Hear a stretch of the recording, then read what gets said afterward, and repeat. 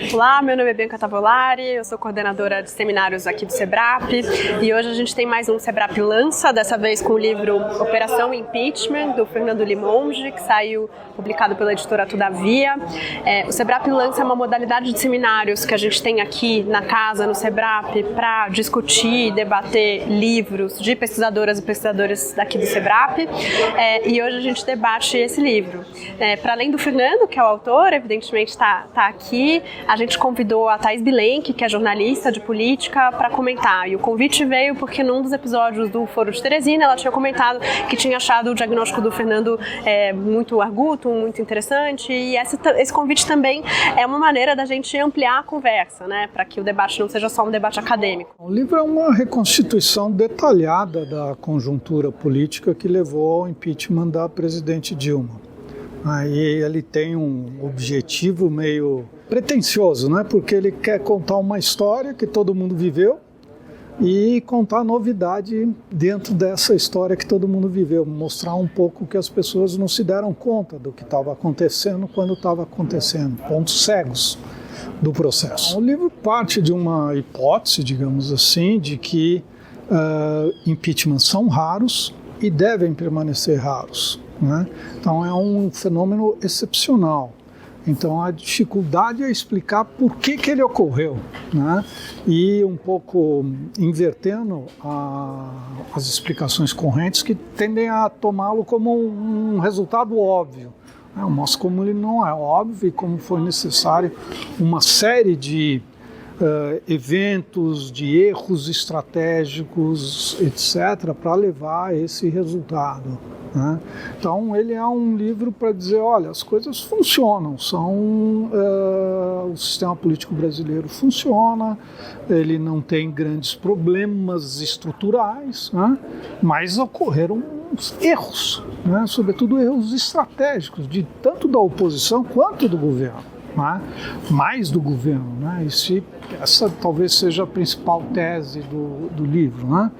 Se o governo não erra, ele não cai, né? Então ele precisa cometer muitos erros para ser derrubado. A ideia do livro é contar uma história, reconstituir uma história, e eu achei assim, se eu fosse chegar e falar assim, olha, vocês não estão vendo isso e tal, sem evidência e sem sustentar com elementos bastante fortes, né?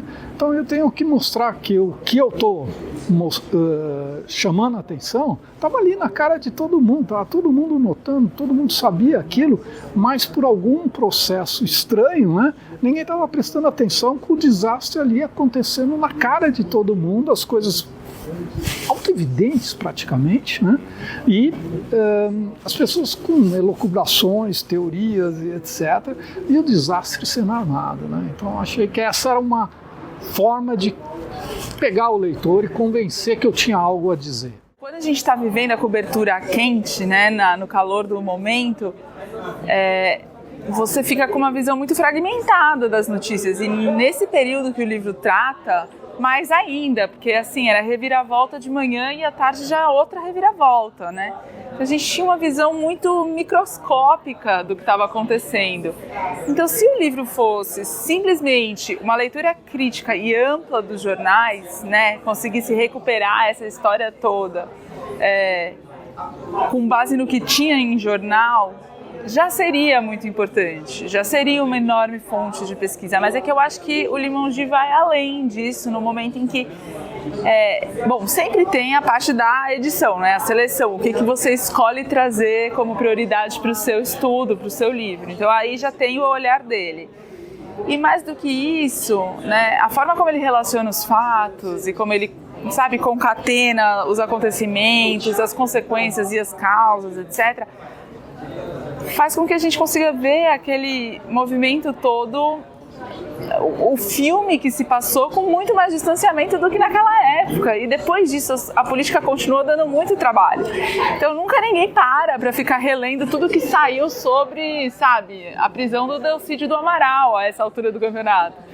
Então eu acho muito enriquecedor conseguir ver com esse distanciamento fatos que foram tão relevantes e tão concentrados, mesmo que a origem deles a gente tenha lido, né, no original, no jornal, reler com esse distanciamento, eu acho que faz toda a diferença. Eu acho que essa tese do Limongi, que na verdade ele demonstra, né? Então toda a demonstração dessa tese de que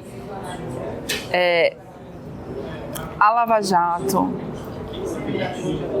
foi para cima do governo para derrubar o governo, o impeachment foi a tentativa de salvação, né, daquela base de sustentação do governo Dilma, que abandona ela para se manter no poder, e a Lava Jato continua, porque a Lava Jato tinha seus grupos rivais, então tinha Brasília com Janot, tinha Curitiba com o Moro. Então eles disputam a vitrine.